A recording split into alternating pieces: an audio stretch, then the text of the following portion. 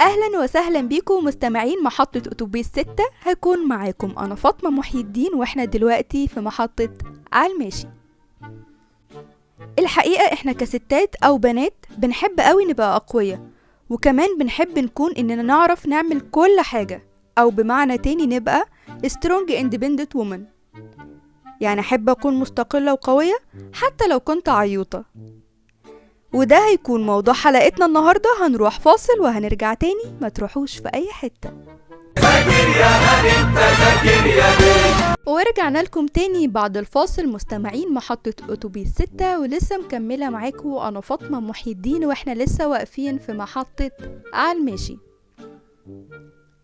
strong independent woman يعني امرأة مستقلة وقوية، يعني أصحى الصبح ألبس وأتشيك وأروح الشغل، وكمان أحاول أحقق التارجت، وفي نص اليوم أدخل الحمام أعيط وأبقى عيوطة، وبعدها أخرج عادي ولا كأن حاجة حصلت، وكأني كنت في فاصل إعلاني.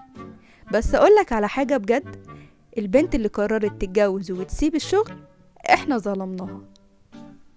ظلمناها لما بقينا للمرة المليون بناخد كلام ونردده من غير ما نعديه على عقلنا، لأنها ممكن تكون بتتعب أكتر من اللي بتشتغل.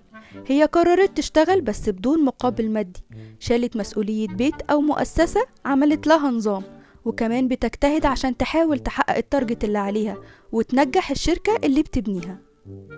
وانا مش قصدي خالص اقلل من البنت اللي بتشتغل، حقك طبعا تحققي نفسك وذاتك وتكوني زي ما بتحلمي، وطبعا ما اقدرش كمان انسى الست اللي قررت تشتغل وكمان تحافظ على دورها كأم او ست بيت شاطرة، ودي بنقول عليها سوبر وومن لانها فعلا ست خارقة. خد مني خلاصة الكلام كده على الماشي، بلاش ناخد الكلام ونحصره على فئة معينة. كل واحدة فينا جواها الشخصية السترونج وكمان جواها العيوطة. كل بنت أو ست على حسب ظروفها بتبان قوتها، إذا كان في الشغل أو في البيت أو الاتنين مع بعض. وبكده تكون خلصت حلقتنا النهاردة. كنت معاكم أنا فاطمة محي الدين من محطة أتوبيس 6. استنونا في حلقة جديدة ومحطة جديدة من برنامجكم عالماشي.